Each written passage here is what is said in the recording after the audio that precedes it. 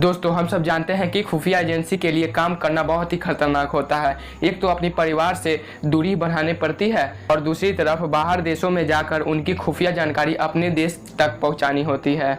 और ऐसा करते हुए कोई एजेंट पकड़ा जाए तो अपने देश की सरकार भी मजबूरन पल्ला झाड़ लेती है। हालांकि दोस्तों देश के लिए काम करते हुए बहुत सारे एजेंट के साथ ऐसा हो चुका है, लेकिन कुछ ही एजेंट ऐसे हैं जिनकी बातें बाहर लीक हो पाई हैं। दोस्तों आज की इस वीडियो में मैं आपको एक ऐसी भारतीय जासूस के बारे में बताएंगे जिसने अपने देश के बाहर पाकिस्तान की आर्मी ज्वाइन कर ली। उससे पहले इस वीडियो को लाइक कर दीजिए और चैनल को सब्सक्राइब करके बेल आइकन को जरूर प्रेस कर दीजिए। तो चलिए स्टार्ट करते हैं। जी हाँ दोस्तों, मैं बात कर रहा हूँ भारतीय जासूस रविंद्र कौशिक की, जिनके जिंदगी की कहानी किसी मूवी से कम नहीं है और उनके साहस को देखते हुए लोग उन्हें ब्लैक टाइगर भी कहते हैं। तो इस कहानी की शुरुआत होती है 11 अप्रैल 1952 से, जब स्वतंत्र भारत के श्री गंगानगर राजस्थान में रविंद्र कौशिक का जन्म हुआ। उन्हें बचपन से ही थिएटर से काफ़ी लगाव था और इसीलिए वो आगे चलकर एक थिएटर आर्टिस्ट बनना चाहते थे। दोस्तों आपने वो कहावत सुना ही होगा, जहाँ चाह वहाँ राह मिली जाती है। तो रविंद्र के साथ ही कुछ ऐसा ही हुआ।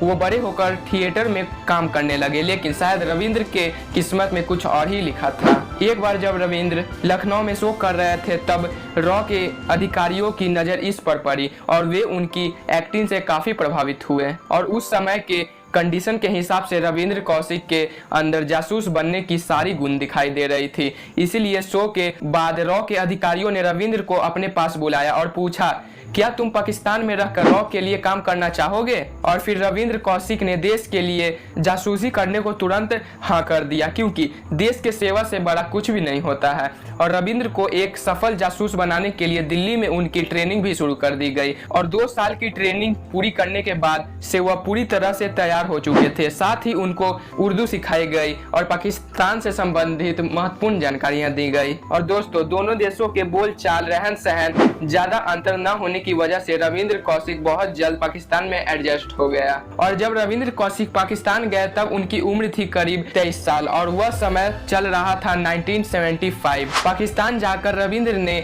नैपी अहमद शाकिर अपना नाम रखा और वहां की नागरिकता पाने के बाद उन्होंने एक यूनिवर्सिटी से लॉ की पढ़ाई की और पढ़ाई पूरी करने के बाद वह पाकिस्तान आर्मी में सिविलियन क्लर्क के तौर पर काम करने लगे। और फिर आगे उन्होंने पाकिस्तान के ही मिलिट्री अकाउंट डिपार्टमेंट में काम किया और फिर इसी बीच उन्होंने पाकिस्तान सेना के लिए काम कर रहे दर्जी के लड़की के साथ शादी कर ली, जिसका नाम था अमानत, और बाद में एक लड़का हुआ। दोस्तों ये सब तो ऊपरी बातें थी जो हम सभी को दिखाई दे रही थी, लेकिन अपने देश के लिए रविंद्र कौशिक का शानदार काम कर रहे थे और पाकिस्तान की खुफिया जानकारी भारत को टाइम टू टाइम पहुंचा रहे थे। और उनके शानदार काम को देखते हुए रॉ से जुड़े हुए लोग उन्हें ब्लैक टाइगर के नाम से भी जानने लगे। हालांकि दोस्तों आगे चलकर 1983 का साल रविंद्र कौशिक के लिए बहुत बुरा रहा, क्योंकि रॉ ने रविंद्र से मिलने के लिए अपना एक और एजेंट भारत से पाकिस्तान भेजा, जिसका नाम था नायत मसीह। लेकिन मसीह को पाकिस्तान ने धर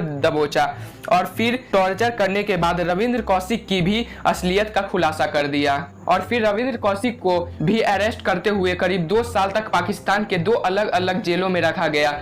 और फिर 1985 में भारत के ब्लैक टाइगर को मौत की सजा सुना दी गई। हालांकि पाकिस्तान के सुप्रीम कोर्ट के दखल के बाद रविंद्र कौशिक की सजा को बदलकर उम्र कैद कर दिया गया और इस तरह से वे अगले कई सालों तक जेल में सड़ते रहे और इंडियन गवर्नमेंट ने भी उन्हें किसी तरह का मदद करने के लिए इनकार कर दिया। और आखिरकार 2001 में रविंद्र कौशिक ने मुल्तान की न्यू सेंट्रल जेल में अपनी आखिरी सांस ली। और दोस्तों कहते हैं कि आखिरी समय में उनकी तबीयत काफी खराब हो गए। मृत्यु के बाद भारत सरकार ने शव लेने से भी इनकार कर दिया और इस तरह से वतन के लिए अपना सब कुछ लुटाने वाले रविंद्र कौशिक को देश की मिट्टी भी नसीब नहीं हुई। आपको इनकी साहस पे गर्व है? तो भाई वीडियो को लाइक जरूर करना। इनके साहस को मेरा सलाम है। हालांकि दोस्तों उन सब मामलों में भारत सरकार की भी कई मजबूरियां होती हैं और इन बातों को शायद आप जानते ही होंगे, लेकिन दोस्तों देशभक्ति भावना से रविंद्र कौशिक की ये कहानी